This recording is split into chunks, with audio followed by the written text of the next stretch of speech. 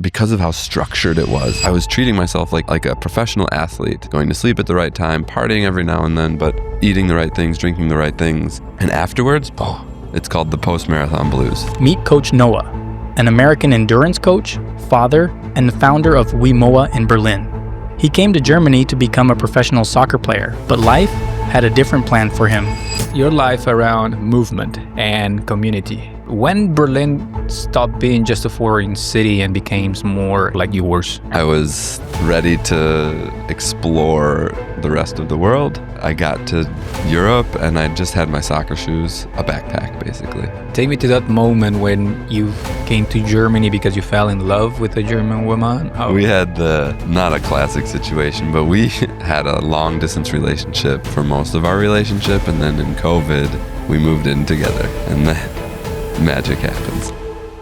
Before we jump into today's conversation, take a second to follow Berlin and Elsewhere podcast. It really helps us to grow, and you will get every news story about life and people in Berlin right in your feed. We are building a space for curious minds, creators, and expats who call Berlin home. So make sure you're subscribed to Berlin and Elsewhere podcast so you can also be part of it. Dankeschön. Guten Tag.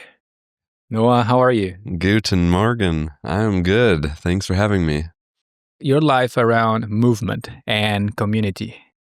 And when Berlin stopped being just a foreign city and became more like yours? Wow. That's a good question. I came in 2014 in the winter, and I had no German language experience at all, and I was playing soccer. I don't know, maybe I was just like a over-energetic little American boy, and it didn't take long. Like, I felt like I was fitting in and doing things and going to the gym and with the soccer team. I think it took about a year for me to feel ready to just go on my way. And maybe that was with my German capabilities. I have heard you speak German and it sounds very fluent. And if you consider, okay, just like in this amount of 10 years, it sounds so fluent, but I don't know, maybe after a year or two, you already got it. Did you learn it when you were back in the US or? No, like I had this feeling like I was going to come over here. So I was dabbling in German on Duolingo and like I had a friend, she was teaching me vocabulary because the year before I came to travel and was like testing out. It was my first time in Europe, and I was like, But I think I have a knack for languages. I like to listen and emulate people. Yeah. And I think just because of that, it helps me to learn languages. And so you said you knew that you were coming to Germany. It was like, so the story is that I quit my job. I couldn't do it anymore. I was ready to explore the rest of the world. And I got to Europe and I just had my soccer shoes and a backpack, basically. Wow. And my dream, because I played soccer in college, was to try to play pro.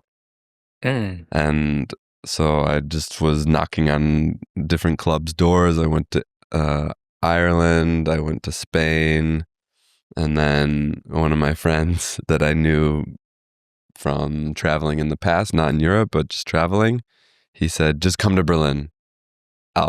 You can stay on my couch and I'll set you up with a team. Okay. It wasn't a big team. It was Oranienburg, just outside of Berlin, on the edge of Berlin. And I came and I landed on his couch and I stayed for 2 years on his couch. And I played soccer. And I think because of that, that's what helped me learn German so fast and feel comfortable in the city. Because when you're a part of a team, it's different than a work. You know, like if you just come to a city and you work, we were talking about this before we started recording. work colleagues are different than friends. They're friends, you talk to them, but at the end of work, you go home. Yeah.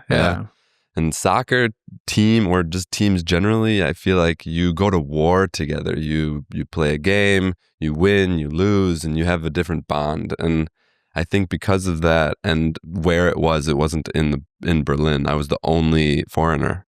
Wow. So no one was speaking Yeah. English to me. Maybe two of the guys felt comfortable speaking German, and the rest of them, or speaking English with me. Two of the guys were speaking English with me, and the rest just wouldn't talk. And I'm a social guy. Yeah. So I just wanted to fit in and talk and know what they were saying about me, probably. This crazy American guy trying to take over our team. But yeah, I was on Duolingo every single day in the morning and at night. And it helped me to separate the sounds. Because, I think anyone talking about languages, if you're in a foreign land, it just sounds like blah, blah, blah, blah. It just sounds like noises, and every country has a different noise, but there's no separation of the sounds. And Duolingo helped me separate the sounds, and then from there it was very quick. I think within 4 months I was trying to speak in sentences, and like a kid. I feel like I learned German like a kid. It's pretty cool. Yeah. It's interesting that you went into football. Sorry, I'm not gonna call it. We can soccer. call it football. Let's get it. Let's get this. Let's call it football. I call it soccer because people then say, "Oh, this American gets more clicks." But we can call it football from now on. You can call it soccer. I will call it football. Deal. It's normally not the most popular sports in the U.S., so people will normally go with the American football, basketball, or baseball, or even hockey. But why this passion about football? Well, I think because I was small. Like I didn't have a growth spurt until I was like 16, 14 or between 14 and 16. That's when I started growing, and I was way too small to play American football. I would have been a pancake, just flat on the ground. And my dad hated baseball, so he never put me in a baseball team. Yeah. And I never really had the urge to play. I think I watched it. Sorry for all those baseball fans out there, but it's just boring. Not active. It's boring. It's not active enough for me. I like to move, and so I was a swimmer, and I played soccer. And like in America, in the US, we have seasons, and the sports are all set up into seasons. And soccer is summer and fall until you get really good. Then you play all year round. Indoor leagues, and swimming is winter. And then also, once you get good at swimming, then you do that all year round as well. But it's mostly a winter sport. You swim inside. And so it was perfect. In the summer and fall, I played soccer. And then in the winter and into the springtime, I was swimming. And I forgot the question, but... Why soccer? Why football? I played soccer because it fit. I liked running. I was fast, and I was slippery because I was smaller. So, and I just had a knack for being where the ball was supposed to be. Because I don't know if you've ever watched little kids play soccer. They run around in like a cloud of kids, and the ball pops out every now and then the cloud comes, and it pops out again. And the cloud. And my dad told me this story. I was always on the outside waiting for the ball to pop out, and then I would go and shoot a goal. And so that it just fit. And since I was good, I got seen at a young age and was put into a better club at like, I think 8 or 9 years old. And then it just was a love from there. And whenever I come here, people say it's a girls' sport in America, isn't it? Why did you play soccer? And I was like, it is and it isn't. Every single child plays soccer. I feel like almost 90% of kids in America start with soccer because it's fun. The kids are outside, they're playing in a team, they're learning motor skills. And then when it gets to be like 10, 11, when they start becoming aware of what's cool and what's not, then people start going to basketball, American football, and baseball. It's a very low barrier sport, Exactly. You need right? shoes and a ball. Yeah, exactly. You don't need a field. You can play in your courtyard everywhere. And Exactly. And other sports like American football, to be able to throw the ball in the correct way, you cannot just, okay, you can, but it's not fun. Or like playing tennis tennis, you need to know how to play. Football, you just need a ball and not even shoes. Yeah. You just need a bit of space, and then you can start. Kick around with friends, juggling. There's these street performers now that are amazing. Yeah. I think that's what it is too. It's low barrier and like the kids are out running or running around like crazy animals, and then they fall asleep. And and then you had this dream of coming to Europe because you said if I like football, then Europe is the place. Exactly. Yeah. Actually, that question always came up too when I was playing. Isn't it easier to go pro in America? Yes and no. You're either elite or you're not. And in Germany, there's so many more opportunities to play, and it's all connected. So the lowest league in Germany is the Freizeitliga, the free time league, and you can play that league. And if your team wins every single year, you move up to the next league, to the next league, to the next league. And that doesn't obviously always happen, but if that happens, you within like 15 years, you're in the Bundesliga. You're playing against pros. Yeah. And by that time, your team has sponsors. So that connectedness is what appealed to me. Whereas in the US, it's more political. It's who you know. It's like that in Germany too. But if you're good, you have more of a chance, and there's more opportunities. Okay. And so I just decided, I'll come here and see what happens. And then what happened? Well, I played for Oranienburg for 1.5 years, I think, maybe 2 years. And then I finally had my shot. Like, my girlfriend, she knew a guy who worked for a third league team. I think at that time, Oranienburg was fifth league team, maybe fifth or sixth league. And the third league is where you start getting money. Like you can live off of it. You don't have to do anything else. At the time, I was working in a gym because I had my education and playing soccer. And getting to the third league is like, you've made it. You're going to make 1,000 to 10,000 per month. And if you're the best, the star, then you'll make a bit more also with maybe sponsors. But by that time, my body was also already not really feeling great. And so I had a constant pain that it wasn't an injury, but it didn't feel good. And so before every practice and every game, I was taking painkillers. And with my education in health and fitness, it was kind of contradictory. I was doing it because of the love for the sport, but in the back of my mind, I was like, I'm killing myself. And so I got this chance, and I played terribly. This guy came to watch me play, and it was like embarrassing. And in that moment, I realized I'm good when I'm good, and when I'm not good, I'm really bad. Okay. And that's not a pro.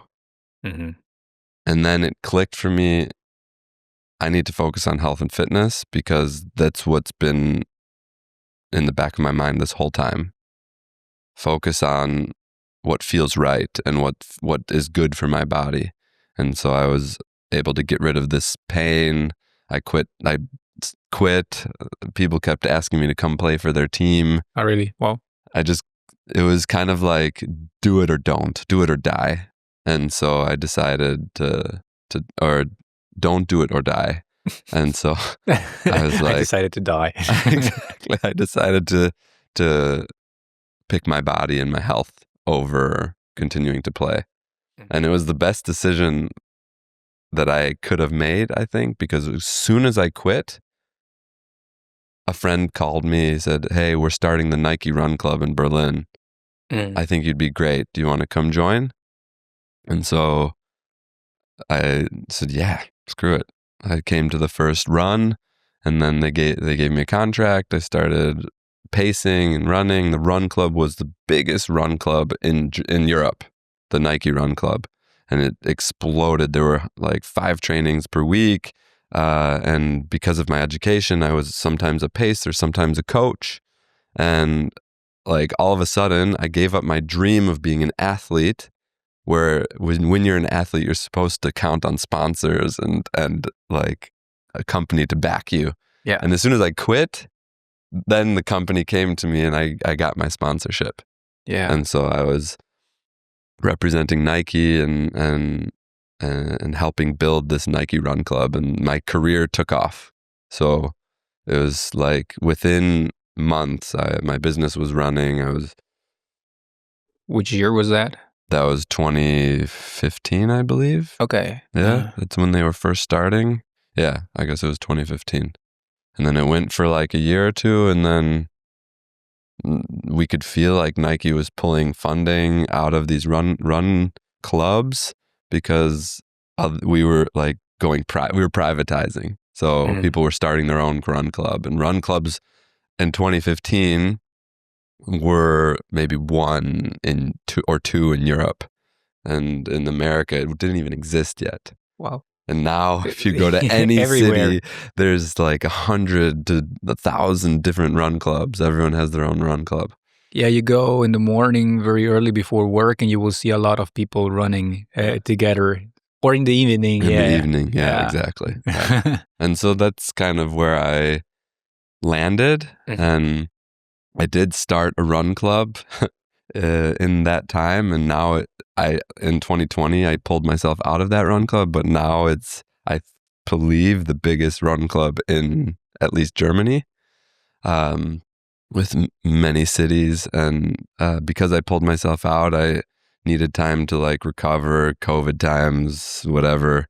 And now, since 3 years, I've started my own little running and sport community in Moabit, because that's part of me. That's who I am. I'm a social guy, and I like to bring people together through sport. Yeah. Yeah. I mean, we have been, because probably people from your community maybe will watch this. Yeah. They know that, for example, the Halloween last year was a total success. Yeah. Like something that we wouldn't have imagined. So many people from the block will come and do the whole Halloween trick or treat. Yeah. I think, how many people were there? Like around 80 people. Like it was a lot of group. families. Yeah. There was a big group. People even came from the other side of the city. Yeah. Because friends were going to this party. So I think I've been doing it. This will be the 3rd year. And the first year was nice, or maybe 20 kids. And then last year was like 40 kids. And we'll see what this year is. But it's a really nice, so this community that I'm trying to build in Moabit is sport and movement is the base, but actually the main thing is being together. Get together with around food, around music, culture, and experience who we are in the neighborhood. Yeah. Because the sport is cool.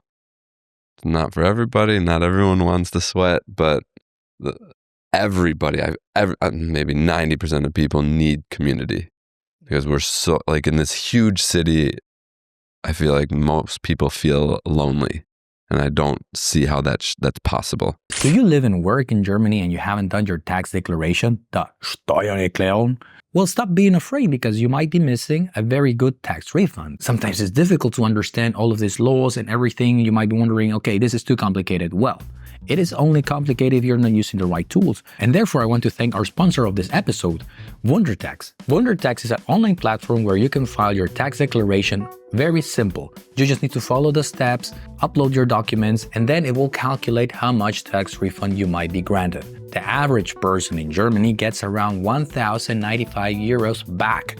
That's a very good opportunity that you might be missing out. So if you want to see how much you might get on your tax refund, go to gutentag.wundertax.de. You can just run a simulation if you want to test it. And also that's the best way to support this podcast. So give it a try, wundertax.de. They have the website in plain English, so you will understand all the tax terminology without any trouble. So now let's continue with the conversation. What we were talking about before, like some people are really happy that since COVID, we have the home office policies very like as a standard in many companies. And people are like, wow, I haven't been in an office like in 2 years. But I don't know why. I feel a bit lonely and depressed. I don't know. Exactly. Yeah. It's a question mark. Why?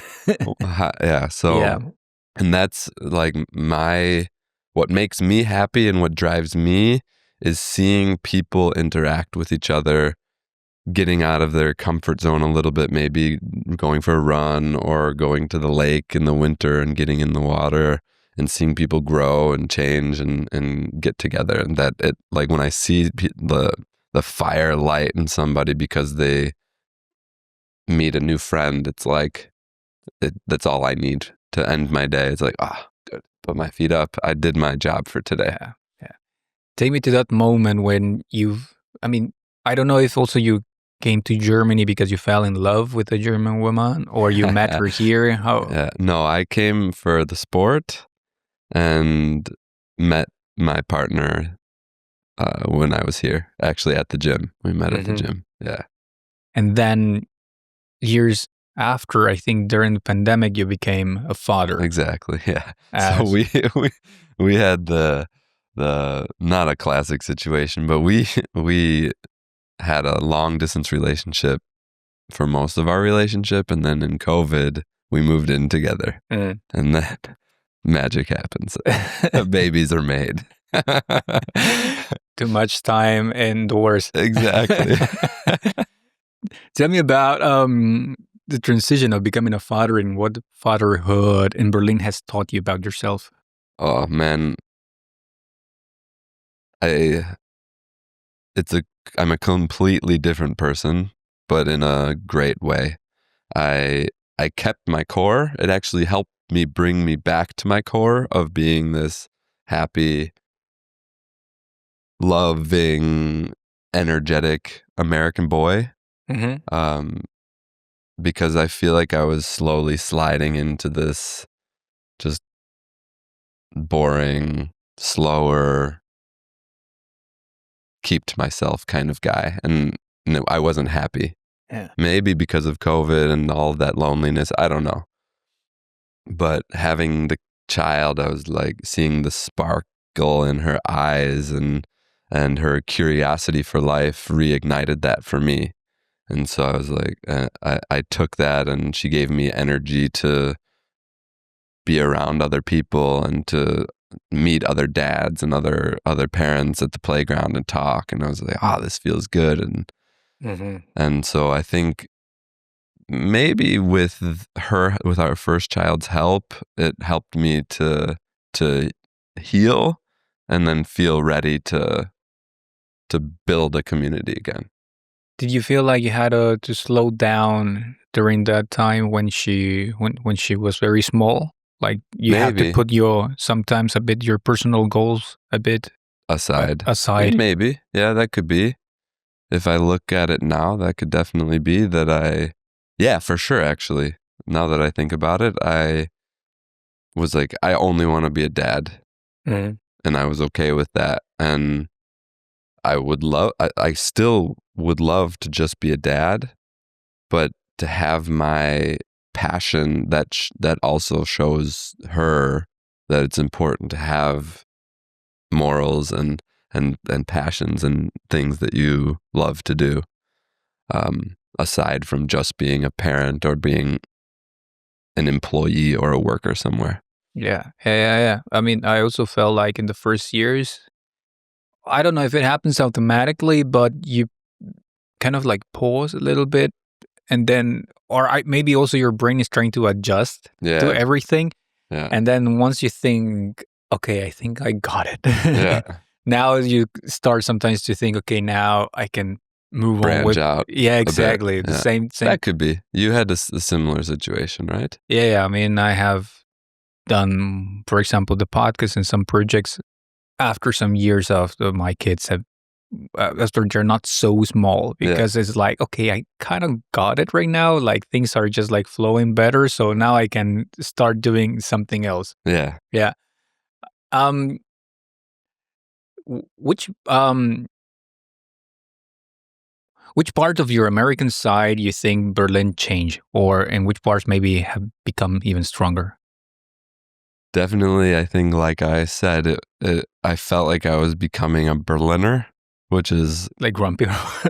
grumpy, walking down the street, not caring about the people around me, not looking at people. Whereas if you walk down the street in the U.S., it's like you just meet eyes and you don't have to say anything. It's just like a head nod or a smile, and people call that superficial, but I feel like that's just connection. Like just I see that you're there, and I think I was going down that road of like just do what I need to do, go out and go back home, and that's it. And then I think realizing that's not who I am, then Berlin actually made that stronger. So because I'm happy I realized it, that it was happening. And Berlin was like, you know what? No, you need to be who you are. You need to be this guy who's waving at the auto mechanic around the corner, who is smoking a cigarette. Like, F my life. Yeah. Not happy. And I walk by and I say good morning. And in the beginning, no replies. And then couple weeks later, I would say it every morning because I have to go to Kita, pass by this auto mechanic guy. I know which one you mean. And now he says good morning to me before I walk by. Yeah. And like that it helped me realize that's who I am, and I like that. And someone actually told me, yeah, but you're changing the culture instead of adapting. And I think, yeah, but in today's world, it's a multicultural world, Berlin especially. So why not bring your flair to the city and see how it responds?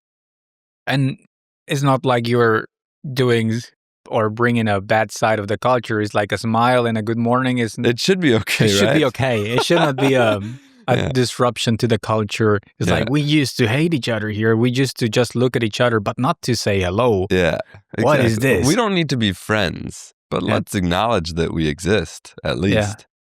Yeah, I mean, it's in always actually, there's some days where I go out in the neighborhood and then I see a couple of familiar faces. Yeah. And that makes sometimes your day because you feel like you're not surrounded by strangers. You're like, oh, that's the neighbor, and that's the other father from the Kita, and then the other, and then the guy from the coffee around the corner. He's always very friendly. So it makes you feel like you're a part of something. Yeah. It's big. It's bigger than just you. And when we were in the U.S., we were there for 7 weeks, and it was the first time we thought we don't want to go back. Or I thought. Kim, my partner, she doesn't like Berlin. She's only here. She is a Berliner, but she's only here because of me. Really? Yeah. And so I'm okay with leaving, but for some reason I love it here, and maybe it's because I came here at the right time. But this was the first time I was in the U.S. We had an amazing vacation. We were in nature the whole time and camping and seeing family and friends, and I thought to myself, I really don't want to go back. And I had never thought that. Usually when I go on vacation, I'm excited to go back. I've got people waiting for me. I've got projects that are going on. And this time I was like, I don't want to go back. And then we got here, and I saw a neighbor when we walked, like right when we walked around the corner. He was like, "Oh, Noah, welcome back." I was like, "Oh, okay." And then the next day I did my first session with Wemoa. I did a sports session, and 10 people showed up, and it was a full class, and everyone was super excited, and they were like, "Oh, we're so happy you're back. Let's get this party started." And I was like, okay, this feels good. Whereas before, when I was in like always excited to come back, I was always disappointed. So it was like a complete opposite switch. Mm-hmm. And so I was there in America not wanting to come back, and I came back and like, wow, it does feel like home. It feels like when home is that place where someone is waiting for you and is happy when you're back. Like when you have also a dog or something. and then they're happy when you're back. It's like, or someone is expecting you. Yeah. You come home and your children are there. So, and then you come to the city and then there are people excited that you're back. Yeah. And that feels good. And which part, from which part of the U.S.? I'm from Michigan, Detroit, Michigan. Yeah. Okay. It's in the north. It's called the Midwest of the U.S., and the Midwest culture is a very open, friendly, happy culture. Where Eminem comes from, right? Yeah. Exactly. Yeah. But I don't know if it's something about the age or about the family constellation. Maybe. Because also I was in Mexico also for the summer, and also I thought, actually, it's not that bad, because sometimes, especially for this continent or also the U.S., I think that Mexico is a land of no rules or of no man, and then and then nobody can live there. That's why they're leaving, and it's like, actually, it's not true. People are living here. Everyone makes you need to know where to go and what time to go, of course. But yeah, it was like, actually, it's not. Also, I was having that feeling that why did I leave? Actually, I'm actually against migration, but against migration of myself leaving. Yeah. And I was feeling like maybe I should just stay. But I don't know if it comes because of the age. I don't know if you're around your 40s or before 40, or you're close to be 40. Mid-30s. Mid-30s, okay. Yeah, I'm going to stay close to the mid-30s. Okay. Now. I'm in the also mid-30s. 35. I'm 35. Oh, really? Okay. I'm close to the 40s. So I thought maybe it's like when you start becoming a certain age and you have children, you kind of think, time to set up home. Yeah. And that kind of feeling that I also didn't have before. After some weeks in Mexico, was like, oh, I just want to go back to Berlin. Here's more fun or whatever. That's a really good point. That's in your 20s, you're traveling, you're learning, you're experiencing people and making your impression for the world, or the world is making its impression on you, and vice versa. And when you get to be in your mid-30s, closer to 40, you're like, hopefully you know who you are, and then you should feel comfortable to set your roots and be there. And I guess that could be. Because I hope it's not. I hope I'm not getting old and you still have a young spirit. But I do know that when I like travel, I'm like, to be on the plane, it's so hard. That could also be because of the kids. I think without kids, traveling if any single person without kids complains about travel, just get out of here with that. It's like a single person saying. It's like a single person saying they're tired. It's like, oh my God, I'm tired. Like, yeah, exactly. You got children? No. Yeah. How many times did you wake up last night? But that's also crazy. I love my sleep. And with kids, obviously, you lose some. You have some good nights and bad nights. But I am amazed at how functional I am with waking up in the middle of the night, feeding the baby, giving her milk or whatever, or the older child comes because she has a bad dream, but I'm still doing great. So that's a good thing. I think sometimes you just get used to it. I mean, right now that I have to wake up at 6:30 every morning, it's like, how do you function? I go to bed at 11. It's like, well, 7.5 hours are still fine. Yeah. Still 7.5 hours, almost 8. 8 is the recommended. So yeah. I mean, when I was single, I think I was actually sleeping less. Single without kids, I was sleeping less. I was going to sleep at like midnight and waking up at 4 or 5 in the morning because I would train or I would go to work before, like in the beginning of the day, and then go to soccer in the evening. But now, like when the alarm goes off at 7, I'm like, here we go, get it going. Yeah. What do you think is the hardest truth about leaving your home or your country and arriving into the new city? The hardest thing is being open to what that country is or what the culture is how different it's going to be. I think if you're going to a different country to not experience it and not like adapt and feel what's going on to kind of find your place, then you shouldn't leave. If you don't want to eat the food, if you don't want to talk to the people, then why are you there? You might as well stay home. I think the hardest thing is to find your place in a new society, new culture. Especially in Berlin, you can stay in your culture. You don't have to you can stay immigrate at all. You find your bubble, you find your people, you find every single country here in Berlin. And I mean, whatever floats your boat. But I think for me, when I came, that's why I came. I wanted to see what the world was like. I wanted to learn a new language. I wanted to, if I'm here, I want to add to my skills. I want to learn. I think that would be for most people, that's probably the hardest thing is how do you fit in? Yeah. Let's talk a little bit about workout, discipline, deal, doing hard things. You say foundation first. Yeah. What do you mean? That's a great question.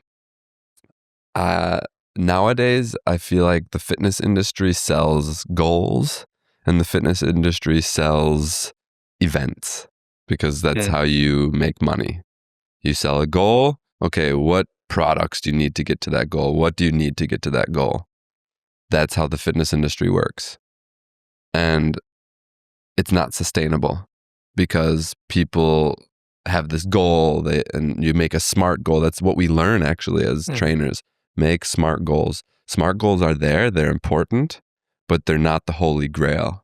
And if we change the perspective of focusing on foundation first, which means stay consistent, move every day, eat right, focus on these little foundational aspects of health and fitness, then you're going to be way better than if you go on a hardcore rampage to a goal, finish it, and fall off the wagon. Which is what happens to a lot of people, and especially when you go to a class of, how is it called, this thing with bars? Calisthenics, yeah. Calisthenics. Yeah. I was in one of those, and I have never been to again because the pain and the suffering from going to 0 to 100. Exactly. I thought, I'm not even warming up or something. And actually, this took me until this year to realize. So I just rebranded Coach Noah, who he is, what he offers, and I was going along with the ride with everyone else. Talk to my clients, let's set goals. Let's keep you motivated via goals. And goals are important. So we should have things that we're working towards, maybe even a marathon or a half marathon, or I want to do 10 push-ups or 100 pull-ups, whatever. Those things are just like, okay, those are important to the end goal, but foundation first means there is no end goal. It means we care for our bodies, we move with a purpose, and we have a sustainable way that works with our life to move. And it was actually a very hard decision because everyone is doing goals. Every coach is selling you a goal. Weight loss, lose 10 pounds in a week. And that's not going to happen. Or maybe it will, but you'll gain twice as much afterwards. And what I'm trying to sell or tell is that let's just focus on being consistent and those pounds will come off. Your body will reset. You'll find or you won't even care about the weight. You'll feel better. You'll fit better in your clothes. Like just change the perspective. They say that the ones who enjoy the journey, they get far beyond the others who are just expecting to get to the end goal. Exactly. If you enjoy running for the sake of running instead of like running it for the sake of the marathon. Yeah. Exactly. And I can also speak from experience with the marathon. I trained my butt off 5-6 years ago for my first marathon. And I got the marathon and the marathon was over. And I knew physically as a coach, let's take a break, let's whatever. But I never found, because of how structured it was and how I was treating myself like a professional athlete, going to sleep at the right time, partying every now and then, but eating the right things, drinking the right things. And afterwards, it's called the post-marathon blues. And it's real and it will take over your life. And most people avoid the post-marathon blues by just signing up for another event. Okay. And then eventually they keep signing up for another event and then they end with an injury because they are just training and training without. What is this marathon blues? The post-marathon blues are, okay, so you train for an event, you get to the event, you finish the event, your dopamine release, the energy at the event is huge. And then after the marathon, you have no structure anymore. You don't have the marathon. You don't need to train 3 or 4 times a week anymore. Yeah. So you don't have that goal of the marathon anymore. And most people set that goal and they don't identify with the goal. And so they're not becoming a marathon runner. They are a marathon runner, but they're not like emulating. To be a marathon runner forever is hard. It's not sustainable unless you're a professional and getting paid for it. Yeah. And so you say that they embody this identity, but actually embody that identity for life is unsustainable, and therefore they come to the thing. It is sustainable in a way if you want it to be. But if you are doing it just for that one goal, then you fall off afterwards.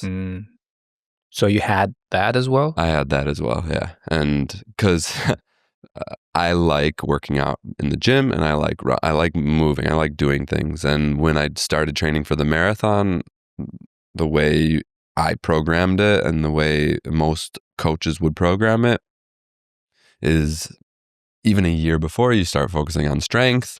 And then slowly as it gets closer to the marathon event, you drop strength training and you're doing more running. So the volume of strength training goes down and the volume of running goes up. And eventually you only have time for running. And so what happened to me was I was realizing that going to the gym takes way more time than just putting on my shoes and going running. But the gym is super important for the runners. And so when the event ended and I had spent all this time running, going to the gym was a chore. It's like, I gotta go to the gym now. Yeah. But I'm not supposed to run right now because I just ran a marathon. And so what do I do? And so the best, now hindsight is 2020. You have a plan. You slowly, if you don't want to consistently treat yourself like an athlete, but you want to be a normal human being, then slowly tapering off post-marathon the feelings of being an athlete and having structure, and then going back into your foundational work after a week or two.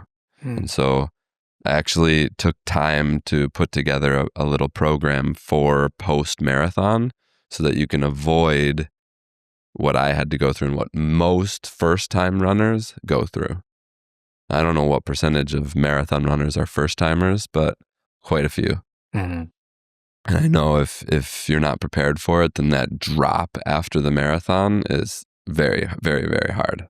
And if you have the community to back you, then it could be fine. But I truly believe having a little bit of a program afterwards and then getting yourself off of that goal set mindset, but getting back to the foundation will keep you sustainable for life. I saw actually a post on Instagram. It said, I want to be constantly half marathon ready. Okay. And that's sustainable. Half marathon's like a great place for people to start. It's hard. You have to train a little bit for it. But to be constantly half marathon ready means that you're constantly you're focusing on your foundation. You're doing strength training. You go for runs. You have balance. You have good recovery. You do, in my case, breath work. Sometimes cold exposure or saunas to add a little bit extra of this hormetic stress. And that post to me was like, oh, cool. This is a great mindset to think of it if I'm a runner. If you're not a runner, then it's just stay consistent and focus on that foundation. As a father, I mean, you're a father, I'm a father, and maybe some of the people that might be listening are also dads or moms. Yeah. For someone who's a parent or a busy parent, how can they keep themselves fit? How much do they need to train, or what do you need? Where do you start? A lot of the time we think or we believe our kids are preventing us from working out because of the time, or the workout that I would do when they're around wouldn't be effective. But that's not true. I know for us as well, my partner and myself, you definitely get a better workout if your kids aren't around. But something is better than nothing.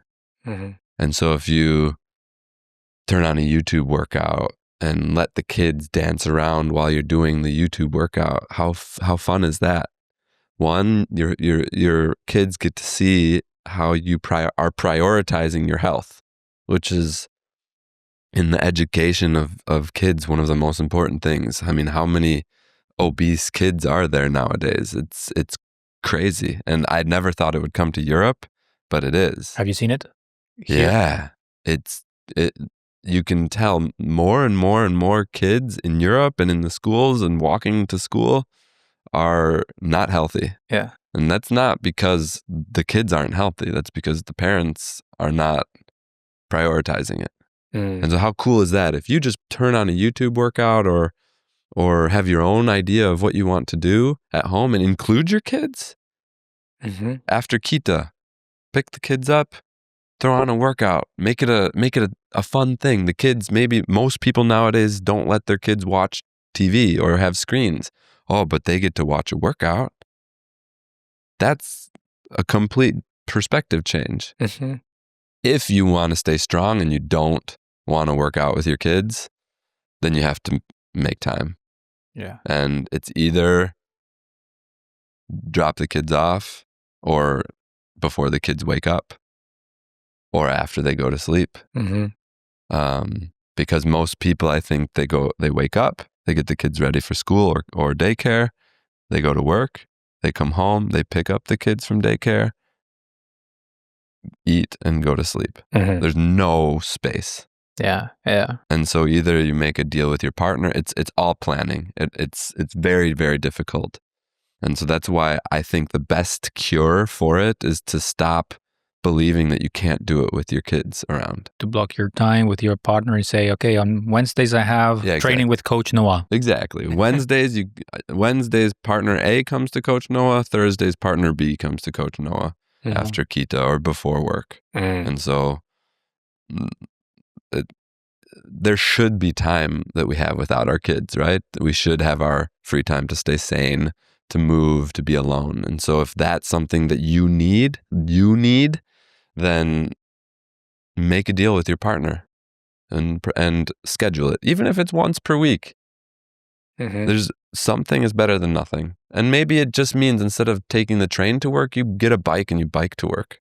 Yeah. Just a little bit more movement makes a big difference. I know I have a friend, he lost 10 kilos. He didn't change anything. He still eats like garbage. But instead of driving his car, he rides his bike to work and he lost 10 kilos. Wow. Yeah. That can make a complete difference. Yeah. About nutrition. Nutrition, yeah. What's the simplest way to start? I mean, we know no sugar. Oh God. What else? But what's the? Let's change the perspective on that as well. Because to say no to something is putting it on a pedestal in your brain. I can't have that. What does that say to you? When you tell your kids, don't touch that, what do? They want to touch it. They want to touch it. Yeah. We're kids. All of us are still kids. That's our brain. We say, don't touch it. You put it on a pedestal. And unless you are like David Goggins, disciplined, crazy human being, it's not sustainable. So don't demonize. I demonize sugar, but I also eat it sometimes, but I only demonize it because society is telling us to demonize it. And so just eat less of it. Be more aware of it. Have something sweet, because there's no doubt in my mind that sweetness of sugar is something our brain needs, right? And so our brain, like when I walk through the grocery store and I see a bag of Haribo gummy bears, I get a mini dopamine shot just by looking at it. The anticipation. Yeah. And it's the marketing, and that's how it is. And one thing before I get back to the question, there is proof nowadays, like Nutella or different products nowadays, compared to 20 years ago, the amount of sugar in them is way higher. They've realized that if they put a little bit more sugar in every year, a little bit more, people won't notice, but it becomes that much more addictive and people will buy the products more. And so when your parents or your grandparents say, we ate it and we're okay, it's not actually true. It's not the same product. It's not the same product. And so sugar is bad for us in many ways, but don't demonize it. And so I'm going to say the classic, eat a balanced diet, have proteins, have carbs. I'm a meat eater. If you're not a meat eater, good luck. It's hard to get the amount of protein you need. But you can do it. You just have to eat a lot more. But your body is capable of anything. It's capable of adapting to anything. And so as long as it's not highly processed, you're fine. Stay out of the middle of the grocery store. That's like the easiest, simplest way to grocery shop. If you like the Edeka Center by us, if you walk around the outside, the first is the vegetables and the fruits. And then you have maybe noodles and some canned goods on the side. And then you go around, you have the fish and the meat counter. And then you go around the back, you have some dairy and some spices. And then you have water and drinks. The middle, chips, gummies, crackers, everything in big plastic boxes, because it has to be in plastic boxes. True, yeah. Yeah. And so if you can go to the grocery store and just never go down the middle, you'll do a lot for your body. Yeah. Yeah, but nutrition is hard. It's very hard, especially with kids. Because when you try to cook healthy, they won't eat it. And then you think, all right, what do I do? Some fish stäbchens. And then you end up eating fish stäbchens and the kids too. Yeah. So people use that as an excuse, I believe. Yeah. If you come home from daycare, kita, school, and you eat a snack, you're not going to be hungry for dinner. And so I actually saw this on the internet as well. Let's make dinner time at 4 or 5 p.m. Have the meal ready when they're hungry, when they're like, I need food now or I'm going to explode. And eat dinner. Have the healthy meal ready then, and then have snacks in the evening. Because we as parents, we hide behind the fact that our kids won't eat healthy, but that's not true. If they're hungry, they'll eat anything. And it works for adults as well. I used to hate in Germany the Abendbrot. Yeah, I exactly. thought I want a real dinner. I don't want bread and cheese for dinner. But if I am really, really, really hungry, I'll eat anything. I will eat the bread with nothing on top of it. Exactly. Yeah. And kids are the same. If you make a nice meal and they're hungry, they'll eat it. And I think I learned, or someone told me, when we had kids, it takes 3 or 4 days. The first couple days, the kids are going to scream. They're not going to like it because they're used to you giving in, and they're used to you giving the fish station, the fish sticks. But 3 days later, if you haven't given in, you don't even have the product at home, we have to eat. It's part of our human genetics. We have to eat. So don't give in. Yeah.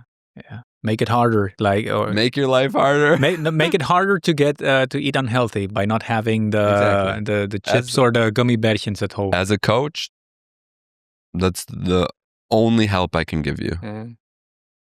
Don't buy it, because if it's not at home, you won't have it. You can't have it. And you probably are too lazy to go to the store and buy it. And if you are able to go out just to buy your gummy bears, then we should be talking about something else. Yeah. Because in that 30 minutes, 45 minutes that took you to go to the grocery store and get home, you had time to work out. Yeah. You had time to do something. So some priorities need to change. But yeah, don't demonize it.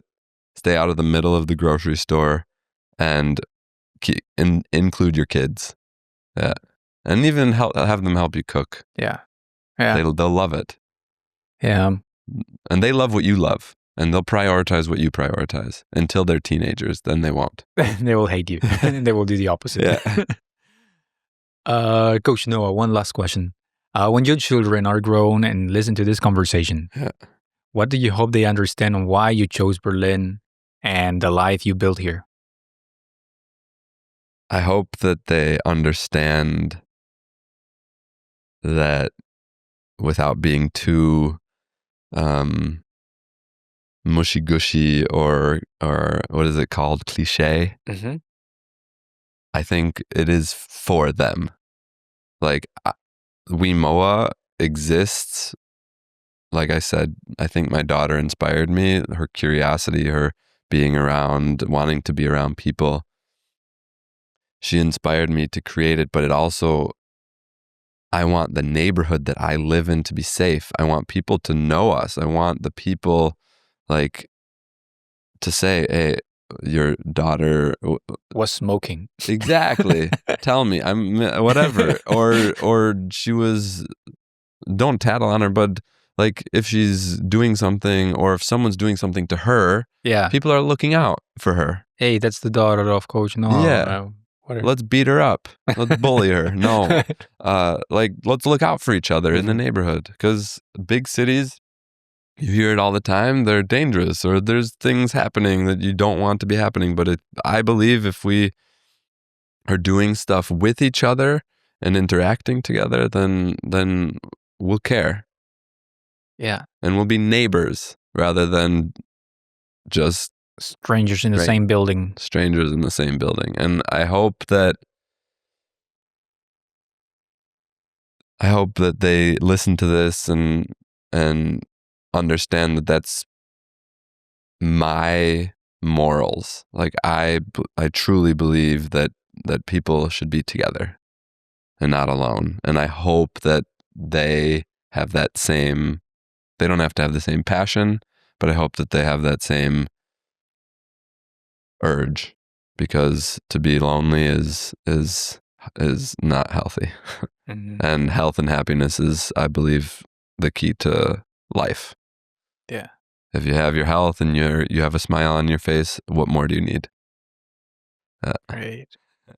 Coach Noah, where can people find you, and why should they come from the other side of Berlin to train with you? Because I'll help you find your foundation. You can find me on Instagram, Noah Eubanks with an _, Coach Noah, YouTube, Coach Noah. In Moabit, my plan is to make Moabit great again. Oh, great for once, because it has always been seen as, there's where the prison is, right? Exactly. And Moabit, like, there's nothing to do or there. Moabit, it's coming. It's been up and coming for 30 years now. Yeah. But you can feel changes nowadays. Yeah, I've heard that Moabit is the next one. It's the next one. It's been the next one since I came here as well. And maybe it is, maybe it isn't, but just come, give me a hug, give me a high five, give me a smile, and let's connect. Great. Coach Noah, has been a pleasure having you in the podcast. I will also link the post-marathon blues guide in the description if people is interested in getting it. And and I thank you very much. I don't know when this is airing. I'll do one last plug. If you want to move, there will be a space in Moabit this coming fall and winter, and I look forward to seeing you there. Let's move together, let's connect, and let's make great things. Great. It's a pleasure. Thank you very much. If you enjoyed this episode, make sure to follow the podcast so you don't miss the next one. And if you're listening on Spotify, don't forget to leave a 5-star review. It really helps us reach more people and share more inspiring stories from those living in Berlin.